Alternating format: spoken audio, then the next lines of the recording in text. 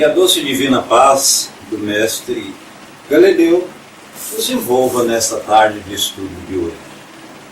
A gente solicita em espírito Chico Xavier e Maria Santíssima que nos envolva, que nos intua, que sobretudo nos inspire para os estudos desta tarde. E hoje, como eu estava falando, eu disse a Sil e a própria Xari, interessante, deve ser atualização. Eu liguei meu micro, eu estava mexendo com a construção velha, liguei o micro e está naquela tela azul inicializando. Mas eu disse boa tarde, várias pessoas corresponderam, esse som deve estar razoável, né? Porque interessante, eu colocava o microfone, eu não tinha retorno, não dava para. Quando eu colocava o microfone, não dava para ouvir. Então, para que continuemos na harmonia, eu peço desculpa, viu, Marcelo, porque infelizmente eu não gravei, eu não vou ter como fazer a gravação, porque o meu aplicativo fica lá no outro micro. Eu estou gravando aqui, filmando, que é câmera externa. Eu não tenho como, eu não fiz a gravação da prece inicial e nem vai ser possível da prece final. Por gentileza, coloque o número de 1 a 288, por favor. 124, Marcelo Luz, pois, muito obrigado, Marcelo. 124. E quando Marcelo, eu digo Marcelo, eu estou falando para mim mesmo até a última pessoa que chegou. Marcelo, procura não ler coisas desagradáveis e tristes, escândalos e desastres. Lê e pense somente o que é bom e puro, belo e verdadeiro. Afirme a si mesma que esses são os únicos estados dignos de Deus e do homem. Não converse com as outras pessoas sobre doença, dificuldades ou pobreza. Quanto mais falar nisso, mais as agravará. Converse apenas sobre fartura e saúde e viva com otimismo, com alegria. E por que isso, meus irmãos? Porque pensar negativamente, falar negativamente, conversar com amigos sobre essas coisas que nada agregam, conversar sobre doenças, falar de coisas ruins, falar daquilo que substancialmente nos magoou, nos desestruturou, é ruim. Simples. Já foi dito que os espíritos comunicam por pensamento. E nós, como espíritos somos, nós também comunicamos pelo pensamento. E o pensamento precisa dos fluidos para passar de um ponto A para um ponto B. Assim como o oxigênio, o ar, né? Transporta a minha voz até aí, ou de uma pessoa, do doador para o receptor, né? O pensamento precisa do fluido. E o pensamento dadivoso, o pensamento bom, convergem para esse meio bons espíritos. Ora, e para que debelemos o mal, necessário fazermos o bem.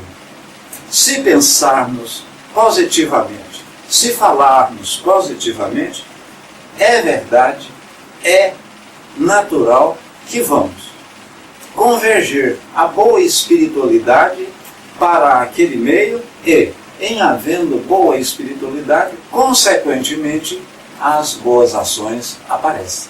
Então vamos pensar positivamente, vamos falar positivamente, vamos dizer às coisas aquilo que efetivamente gostaríamos que os outros dissessem de nós. Nada de fofoca, nada de coisa ruim, nada disso, nada de aquilo. Tão somente coisas que agregam, que constroem, que nos impulsionam para a frente. Mas espera aí, Décio.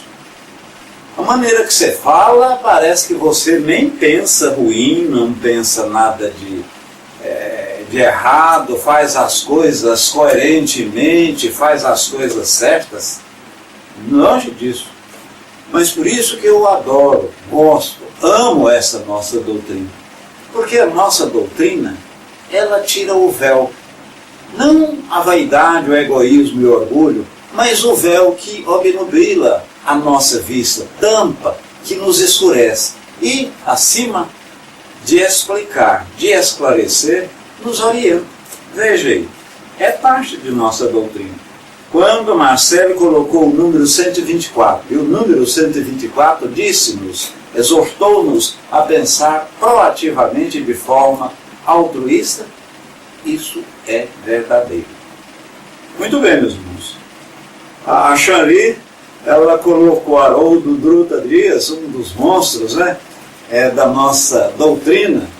Eu considero, talvez, o top em termos de preletor. Ele, Simão Pedro, isso na minha visão, Anete Guimarães, falar depois de um Haroldo é muito difícil. Eu vou até puxar a orelha da nossa parte. Como está aí no tema, meus irmãos, nós vamos falar agora sobre evocação dos espíritos. Interessante. Esse tema, evocar espírito, é muito combatido, é muito contestado, é muito, vamos dizer assim, questionado no meio espírita, sobretudo o atual.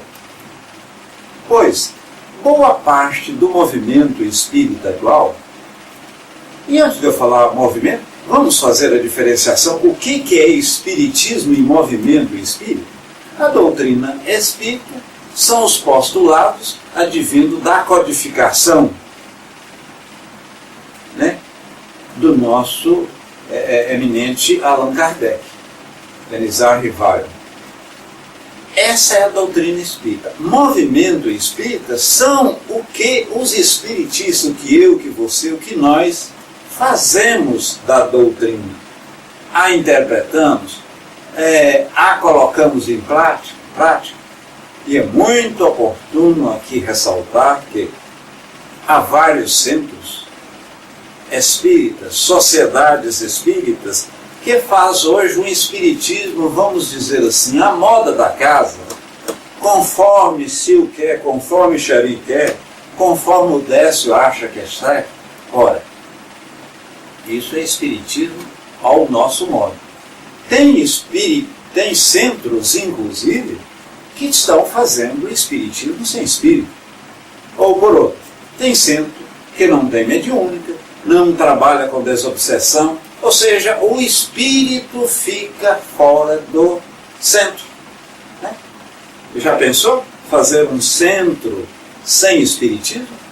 E isso começou em 1943, 42, quando foi escrito aquele livro Consolador, e lá na questão 369, foi questionado Emmanuel. Chico psicografou aquele livro. Lá na questão 369, Emmanuel fala que é dos espíritos que não aconselha de forma alguma a evocação dos espíritos. Não aconselha de forma alguma a evocação dos espíritos. Peraí, Décio. Emmanuel está errado? Peraí, Décio. Emmanuel é contra Kardec? Longe disso, meus irmãos, longe disso. Isso, inclusive, foi no movimento espírita na década de 40, foi um rififi, um auê muito grande. Chico Xavier, inclusive, retraiu diante de uma série de críticas, muito embora foi mantido. Foi mantido, e digo mais. Emmanuel disse a Chico o seguinte: Chico, o dia que eu disser, afirmar, lhe ensinar, escrever, vamos dizer assim, alguma vírgula, algum ponto, fora de que Kardec não ensinou, fique com Kardec. Então, hora nenhuma, há uma contradição. Na época, era natural e os centros tinham a própria mediúnica na sessão pública. Eu mesmo peguei, meu pai era presidente de centro, e antes da sessão propriamente dita, existia mediúnica, ali recebia espírito, muitas vezes você na sala de passe, dando passe, a pessoa incorporava, etc. Então isso aí era muito ruim. Foi orientado à época para não fazer essas evocações, porque a pessoa sem destreza, sem conhecimentos doutrinários, fazendo evocação, sobretudo em casa, sem aquele amparo espiritual, o amparo protetor que o centro dá, realmente pode trazer consequências não agradáveis. Pode realmente trazer consequências não agradáveis. Interessante que a questão lá é 369 no Consolador. Veja bem o que é 269 no item do Livro dos Médios fala. No item do Livro dos Médios fala. É interessante também, meus irmãos, que vários centros ainda adotam o não evocar. Vamos ver mais à frente, não sei se seria hoje, porque esse capítulo, pela magnanimidade, pela beleza, por essa parte científica, que é a comunicação com os imortais, ou seja, com os espíritos, nós vamos gastar de 2 ou 3 aulas, né? Reuniões, para, não digo dissecá-lo, mas ver a condena. E nesse capítulo todo, nós vamos ver essas considerações gerais, os espíritos que podemos evocar, linguagem, né, que se deve usar quando estiver conversando com os espíritos, utilidade das evocações particulares, né, eu evocar um pai, uma esposa, um tio, um santo de minha devoção, etc. Questões sobre as evocações dos animais, se podemos ou devemos evocar animais, e por fim, telegrafia humana. Naquela época, a telegrafia humana que hoje nós denominamos telepatia. Boa tarde os que chegaram por último. Relativamente às considerações gerais, Kardec diz: os espíritos podem comunicar-se espontaneamente ou vir a uma reunião se nós os evocamos. Pensa algumas pessoas que a gente não deve fazer evocação. Eles devem acudir, eles devem comparecer a uma reunião mediúnica de forma espontânea, de forma tranquila e sem nós evocarmos. Grande parte do movimento pensa dessa forma. Talvez uns 40%, eu diria. Eu não tenho esses dados estatísticos, mas não é menos de 40%. Sobretudo, meus irmãos e admiradores da doutrina. Nós estamos falando relativamente à questão 269, que um percentual grande, talvez 40%, 40% do movimento, das pessoas constantes do movimento espírita, entendem que não devemos evocar, e sim as comunicações espirituais, elas sejam feitas de forma espontânea e normal. Fundam-se em que essas pessoas que assim pensam que se a gente evocar, pode ocorrer, quando eu evoco, eu chamar determinado espírito. Evocação é chamamento mesmo, tá, meus irmãos? Evocar significa chamar, solicitar, vem cá. Chamar determinado espírito e, em nome desse espírito, outro espírito tomar-se o seu lugar. Então, seríamos, por assim dizer, enganados, ludibriados. Um processo de charlatanismo. um processo de charlatanismo. Mas ocorre que Kardec diz que, pela mesma forma, quando nós não evocamos, não nominamos aquele espírito, pode ocorrer também que outro pegue o seu lugar, que outro vem em seu lugar.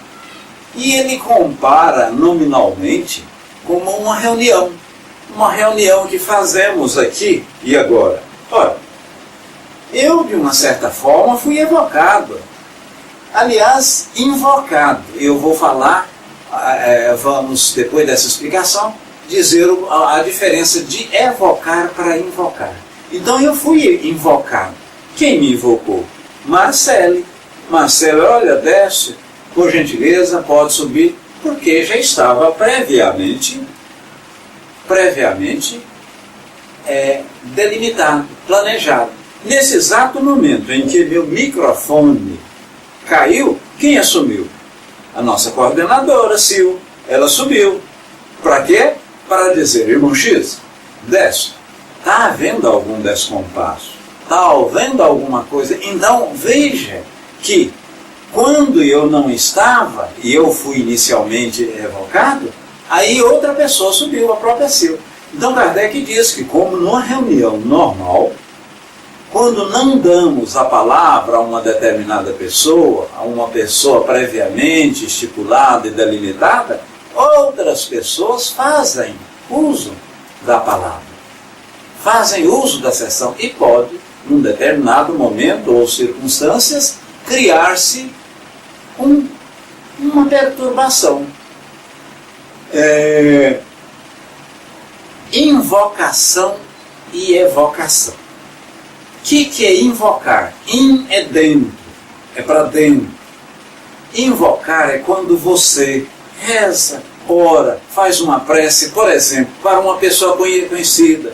O seu avô é uma pessoa extraordinária, foi um espírito bondoso, tinha um relacionamento extraordinário, e você, muitas vezes, chega e diz, ó meu vovô Amâncio, com a ajuda de Deus e de toda a espiritualidade, eu solicito que o Senhor me oriente, me ajuda dessa ou daquela forma, faça com que eu intua, eu tenha um discernimento sobre esta ou aquela questão. Nesse caso, quando dirigi a palavra a esse meu bisavô, a esse espírito familiar, o que ocorreu? Eu fiz uma invocação interior. Quando você vai dirigir a Deus, a Jesus, quando esses espíritos mais afeiçoados a nós, então é invocar. Evocar quando você chama determinado espírito. E veja bem, uma mediúnica, e tenho certeza, eu, por exemplo, às sextas-feiras nós trabalhamos em mediunidade. Na parte desobsessiva, vou pegar, e desculpe Marcele Luz como exemplo. Marcele Luz está tendo dias de melancolia, dias muito tristes, dias com o coração apertado. E ela chega, desce. Eu estou acreditando que eu estou sendo vítima de algum espírito. E o mesmo está quase me subjugando. Estou num processo de fascinação, estou subjugado, estou num... Ora, o que ocorre? Pode, naturalmente, ela coloca o nome lá no centro, vai para o nome naquele caderno, aquele caderno vai para a sessão de desobsessão. Muitas vezes o coordenador ou mentor da sessão de desobsessão pode pedir, depois de ler o nome, depois de ser levado à apreciação do nome Marcelo Luz, pode pedir que a mesma vá à sessão. Passe lá, vai pessoalmente. Isso não é habitual, porque você não... para debelar, para tirar esse espírito que está magoando, constrangendo Marcelo e Lúcia, ela não precisa ir na sessão. Mas veja que, nesse aspecto específico, eu tive de evocar. O nome dela foi colocado e evocou-se esse espírito. Olha a evocação sendo feita. Hermes coloca lá em cima, antes de Itaperuna. Eu pensava que era o contrário. Na evocação, ele sai do lugar em que está para vir e nos manifestar sua presença. A invocação não é dirigida, senão aos seres que supongo bastante elevados para nos assistir. Então ela, como eu disse, pode ser e é para esses seres elevados, Jesus e Deus, e pode ser para o espírito familiar, alguma coisa muito próxima a nós. Então, veja bem, quando nós atuamos nesse processo mediúnico, fazemos o quê? Evocamos. Então, as pessoas que advogam de uma certa forma a não evocação do espírito, está pela mesma corrente, pela mesma alternativa, parece que execrando, exterminando esse processo desobsessivo no centro. Então vamos fazer centro sem espírito, o que não é correto, né, meus irmãos? Em nossa opinião, é um erro, Kardec diz, primeiramente não invocar. Todas as duas formas, a evocação e a manifestação espontânea, têm suas vantagens. E Kardec à frente fala de modo incisivo: erro é você deixar de praticar uma dessas formas. Permita repetir. Erro é você deixar de praticar uma dessas formas, ou seja, a evocação propriamente dita ou a manifestação espontânea. Então, todas as duas formas são válidas, todas as duas formas são necessárias, sobretudo no processo desobsessivo. Sobretudo no processo desobsessivo. Muito bem, vamos à frente. A chamada direta de determinado espírito constitui um laço entre ele e nós. Chamamo-lo pelo nosso desejo, opomos assim uma espécie de barreira, uma espécie de força para que o outro tome o seu lugar. Isso é correto. Mas pode, naturalmente, eu, pela mesma forma, invocar ou evocar São Luís Erasto. E Erasto, meus irmãos, foi discípulo de Paulo de Tarso. Eu evoco Erasto e outro espírito assume o nome de Erasto.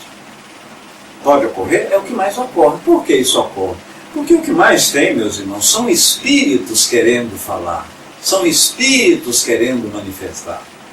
Estamos assediados, estamos, palavras textuais dita por Kardec, acotovelado, cotovelo por cotovelo, cheio de espírito. Falávamos também nos estudos anteriores que há 4 vezes mais espíritos desencarnados no orbe Terra do que os encarnados. Então são 28 bilhões, 7 e 100 milhões encarnados e o restante desencarnado. Então tem-se bastante espírito e todos querem manifestar. Deixa eu ver a área de texto aqui. Tico, eu não prestei atenção lá. Eu estou vendo a resposta aqui. Tico, se a pessoa realmente sentir-se obsidiada, tomar consciência de si, até pode empurrar-se. Basta orar e trazer Jesus ao seu pensamento. Para debelarmos o mal, meus irmãos, e eu não vi ipsis liter o questionamento do Tico, para debelarmos o mal, necessário se faz fazer o bem.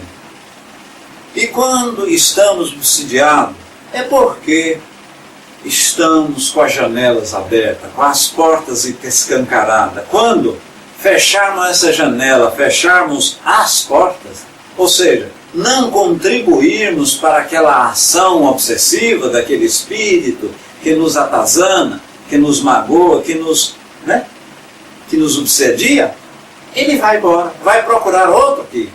Mas o que ocorre? Muitas vezes, ou quase sempre, eu sinto prazer dessa obsessão. Eu sinto palatável, eu sinto tranquilo e até necessário que seja obsidiado. E já tivemos casos práticos disso. Vamos lá. Cada uma destas duas maneiras, diz Kardec, de operar tem suas vantagens. E nenhuma desvantagem haveria, senão a exclusão absoluta de uma delas. Veja bem, desvantagem, afirma Kardec, quando a gente faz exclusão de uma delas. Ou seja, eu simplesmente não vou trabalhar com a evocação.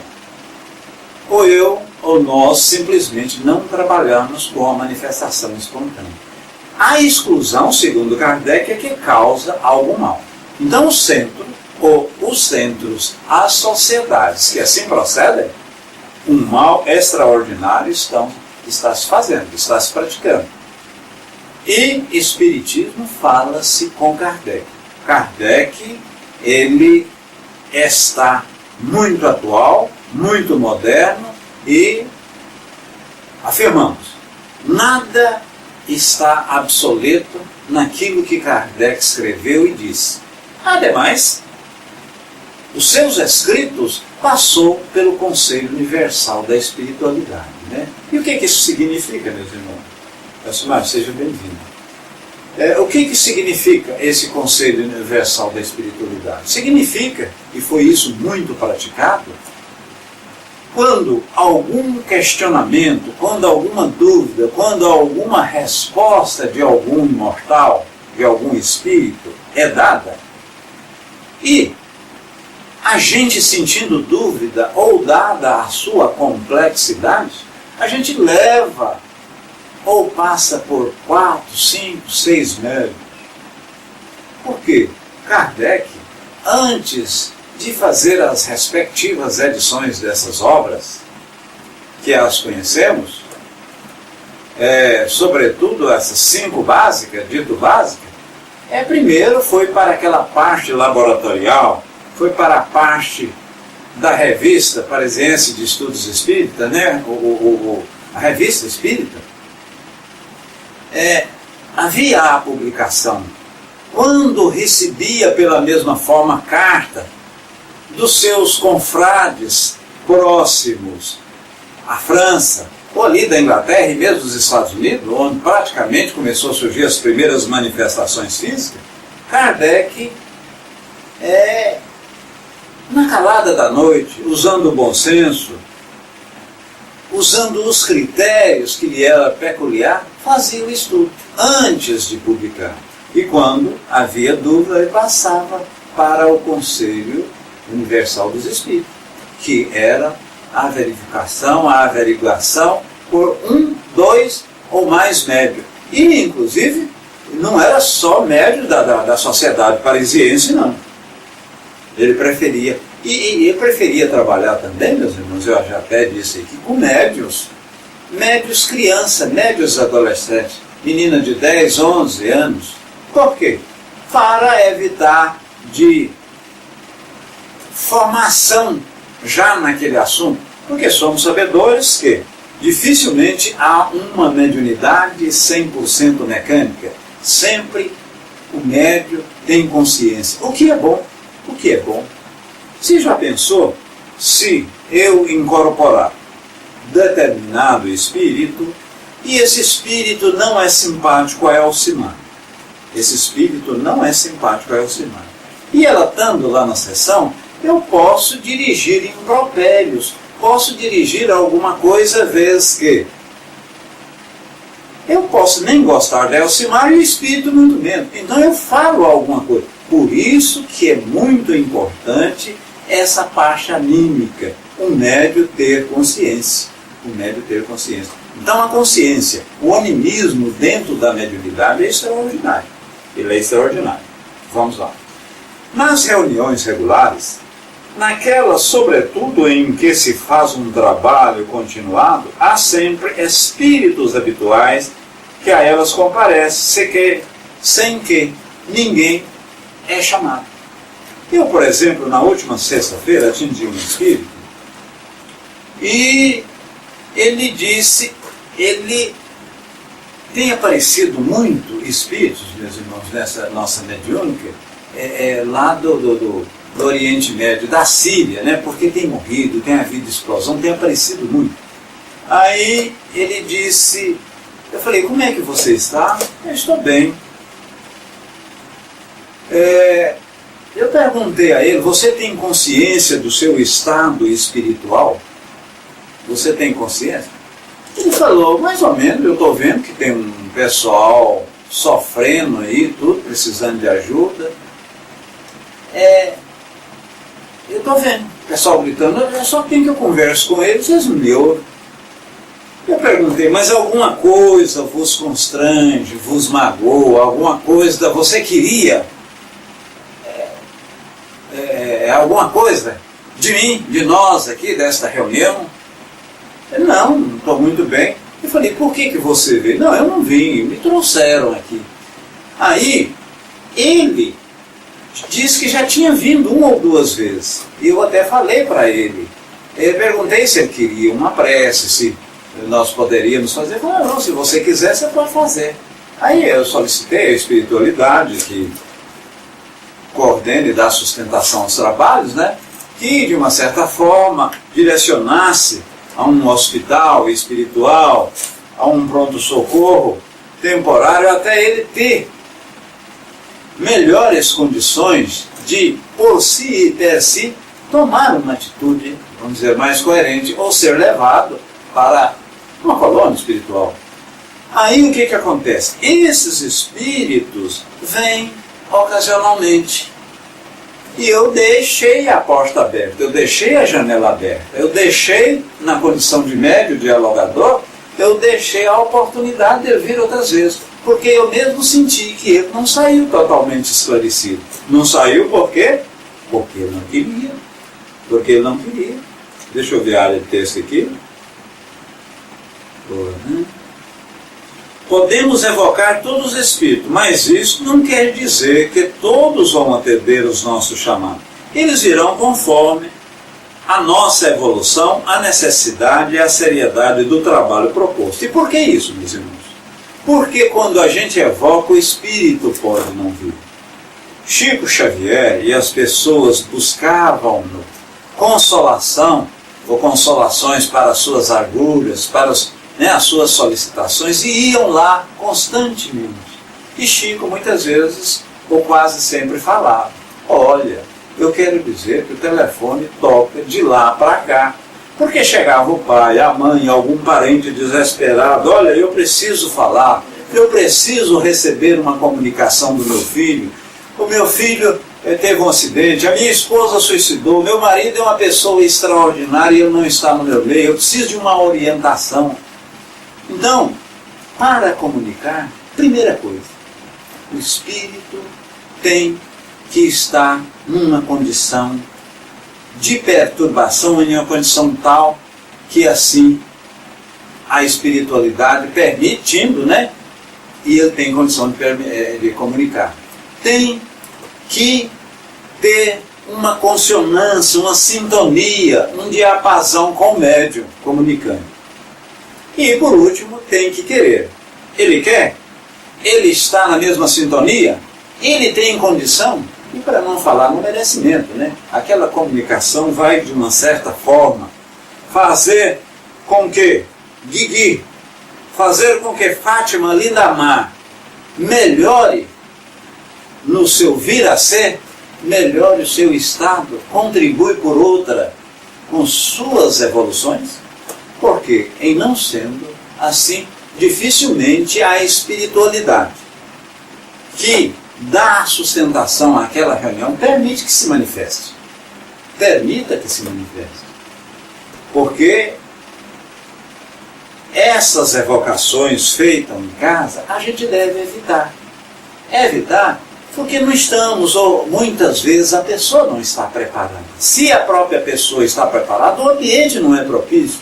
Tem que ter a assistência de outros médios, tem que ter a assistência dos coordenadores, eu diria, dos protetores espirituais, no centro propriamente dito e numa mediúnica, em contrapartida, como se fosse uma camada perispirídica, uma camada protetora, onde protege-nos. E muitas vezes, lá fazemos meia hora estudos teóricos, meia hora 40 da manifestação propriamente dita, 20 a 30 minutos de experiências, né, práticas ou, de uma certa forma, feedback dos médios que participaram da reunião. Não precisa ser especificamente aqueles que tiveram a incorporação propriamente dita, mas os médios de sustentação, eles são muito importantes. E diz, olha, dessa hora que você estava atendendo Hermes, ele, de uma certa forma, estava contorcendo, tendo um processo de transfiguração, inclusive a face dele do lado esquerdo, eu vi. Então eu senti e percebi uma luz dessa ou daquela forma. Vi que por outro lado, e do seu lado direito, tinha uma, duas ou três espíritos trabalhando dessa ou daquela forma. Então, esses retornos, esses feedbacks, essas afirmações práticas corrobora substancialmente para o engrandecimento da reunião. Na federação nós gravávamos. Aqui nós não estamos gravando mais. Nós não estamos. Começamos a gravar, mas aí estava tomando não gravar. Lá na federação nós gravávamos. Então veja bem que esses espíritos, nesse caso específico, deste que eu disse, ele veio espontaneamente, vários vêm. E eu deixei, naturalmente, a porta aberta para ele vir outras vezes. O item 270 diz, quando se deseja comunicar com determinado espírito, é de toda necessidade evocá-lo. Se ele pode vir, a resposta geralmente diz, sim, eu estou aqui. O que você quer? Se ele pode vir, e a nossa para colocar em cima, como que o espírito pode vir? Primeiro, ele estar na condição de ser permitido pela espiritualidade que o tutora. 2, ele ter sintonia com o médium qual vai comunicar. 3, ele querer. Porque esse querer, pessoal, é muito interessante. Nós que ainda estamos na carne, nós estamos lidando direto com a materialidade, estamos no corpo, precisamos ostentar ainda uma casa, um apartamento, trocar de carro, fazer isso, fazer aquilo, e isso nos satisfaz? O espírito, a maioria deles, ao desencarnar e sentir que o corpo, a matéria, aquilo em si era uma obstaculação ao seu progresso, ao seu pensar, Então, ele muitas vezes, você comunica, solicita, para ele ver, não vem não. E digo mais, tempo e espaço para o espírito é diferente de nós. Nós medimos o tempo por hora, né? 1 hora, o dia equivale 24 horas, o mês 24 vezes 30, o ano, uma volta da Terra em volta do Sol e assim sucessivamente. Mas para o espírito, abrir uma janela aqui, para o espírito, espaço e tempo não. Esses 80, 90, 100 anos que vamos viver aqui, então esses 80, 90, 100 anos que vamos viver aqui é muito insignificante em termos de tempo para o espírito. Ora, se não tem tempo, espaço ele movimenta na rapidez como pensamento, muitas vezes eu estou choroso, eu estou clamoroso, eu estou querendo que o espírito venha para me dar esta orientação, essa aqui e ali, isso não ocorre. Não ocorre porque aquele espírito familiar ou aquele espírito que evocamos, sabemos ou sabe que aquela dor, que aquilo que nós estamos passando é para o nosso bem, contribui substancialmente para a nossa evolução. Vai contribuir para a nossa evolução. Então, meus irmãos, necessário, é oportuno, é importante que se evoque. Mas a não evocação e a manifestação espontânea também é muito importante. Erro é deixar de praticar uma das duas formas. Assim colocou Kardec. E não houve, mais uma vez, reafirmando, uma contradição, uma contraposição de Emmanuel e Kardec.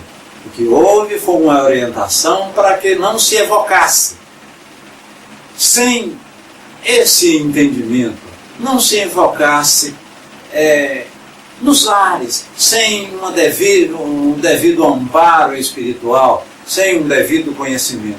O que ocorre? Hoje está ocorrendo, e você pode ver na internet, esse espírito Charles, crianças, adolescentes evocando nas escolas, e o mesmo manifestar, ou outro espírito com esse nome, manifesta-se em crianças médias, sem estrutura orgânica, corpo de criança, porque ali tem um espírito milenar. E muitas vezes a diretora, a administradora do colégio, telefonando para a SAMU, saindo aquele carro a toda velocidade e criando esse estardalhaço, dado essas evocações, brincadeira de copo, brincadeira de evocar, porque eu evoco determinado espírito, repetindo, não significa que aquele espírito em si vai acorrer e dar-me guarida.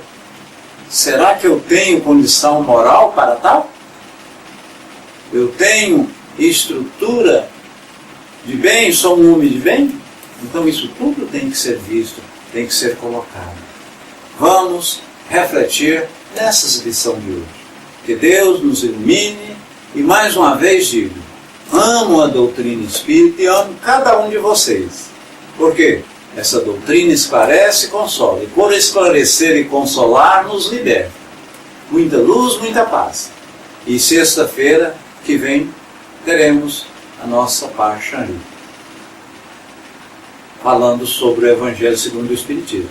Porquanto, às quartas e sextas-feiras estudamos de forma sequencial e sistematizada as obras da codificação, conforme as mesmas foram editadas. Essas 7 obras. As 5 obras básicas, acrescidas do O que é o Espiritismo e, por último, obras póstumas. Um beijo em vossos corações. Muita paz.